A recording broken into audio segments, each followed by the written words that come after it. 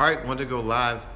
I just made a post and was having a conversation about love and strategizing love. Welcome to what I'll call Cinderella Strong TV. Today's topic is a heart topic, heart focus.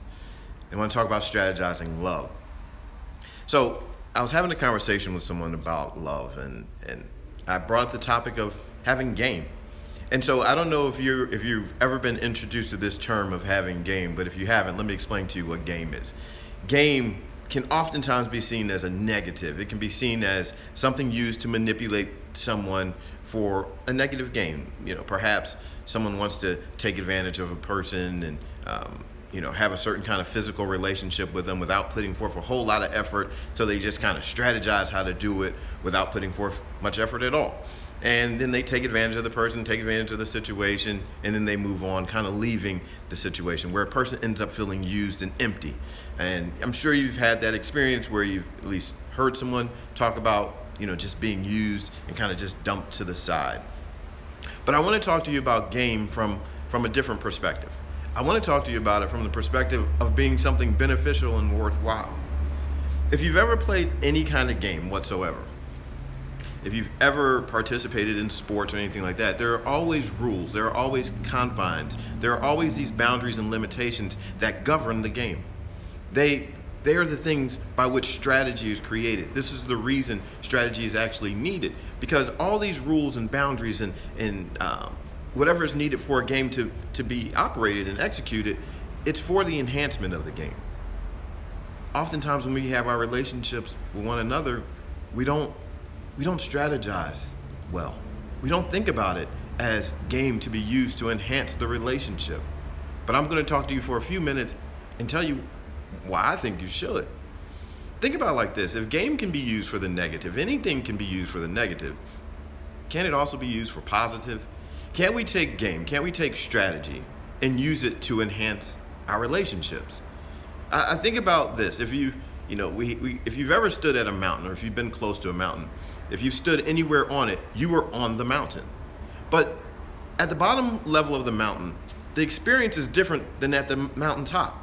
If you're at the bottom of a mountain, what you see, your perspective, is one way. But as you climb and rise and you get to a mountaintop, your perspective changes. Everything changes as you rise. And love is the same way. Instead of falling in love, which for me, I think is the most ridiculous concept, because to fall doesn't require any effort. If you've ever been walking down the street and you tripped and fallen, you know that you really didn't strategize falling.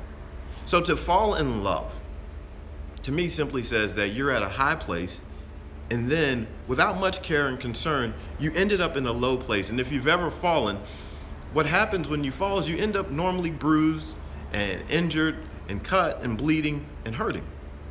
And so we have this idea of falling in love that gets talked about everywhere. Falling in love, falling in love, falling in love. And I think it's ridiculous. I think it is one of the most dangerous topics and the most dangerous ideas that we have in our society. And so part of my personal mission is to change this, to get people to look at love different, so that you never again want to fall in love. You never want to fall in love. You always want to rise in love, because love in itself means that it is going to push you to go to a higher level. Love, by its very nature, says, I should be helping you rise. And so if you're at the bottom of a mountain having a bottom of the mountain experience, and you decide that you want to rise and climb to the top of the mountain, it's going to take strategy, because at the bottom, even your breathing is different. At the top of a mountain, your body, your conditioning has to be at such a different level, because what you're experiencing at a mountaintop requires a greater demand on your physical being. The air gets thinner. So your cardio, your heart, your condition of your heart changes. And this is why I say game needs to be implemented, because if you're going to climb and rise to a higher level, you need to have game. You need to have strategy. You need to be thinking out, what are the rules? What are the things that are going to confine me, so that as I move forward, I'm doing so in such a way that I live and I prosper and that my relationship blossoms. So often we don't have game even as it pertains to our own being. We just kind of let ourselves be out there. We engage in relationships with people that we shouldn't be in relationships with, because they don't take us higher. And yet we get confused when we end up in this low place, broken and bruised and bleeding. So I say use game. Start to have game. Don't let anyone tell you that game is negative, because it's not. If you think about it, injuries still happen. You could be playing ball and you could still twist your ankle even if you're playing by all the rules.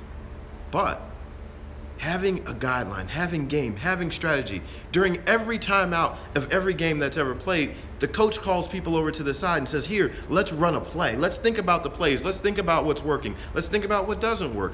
Let's do this. Let's do that. Let's make some adjustments, in-game adjustments.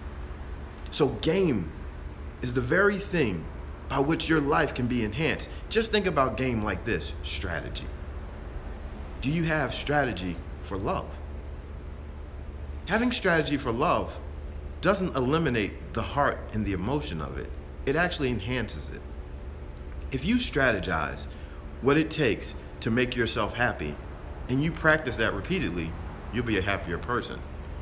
If you strategize your looks and the impact that you want to have on a person that may be pursuing you, if you strategize it, you're likely to have more success. If you know that a person likes red, and then you find a nice red outfit, and you catch that person's eye, your strategy has worked. If you know that you want to hold hands with someone and go for a walk in the park, if you strategize the park that you want to go to, or scheduling an appointment to do that, it doesn't take away the emotion of the moment. It actually enhances your ability to have the moment. So don't think of game as being negative. Think of strategy and game as being the very thing that you need to enhance the life that you have. I'm going to wrap it up right there. But I hope this makes sense to you. Please leave comments, share this with someone. If it's helped you, you probably know at least one other person that it can help as well. I appreciate you watching today. Be beautiful, be amazing, be strong. I love you. See you.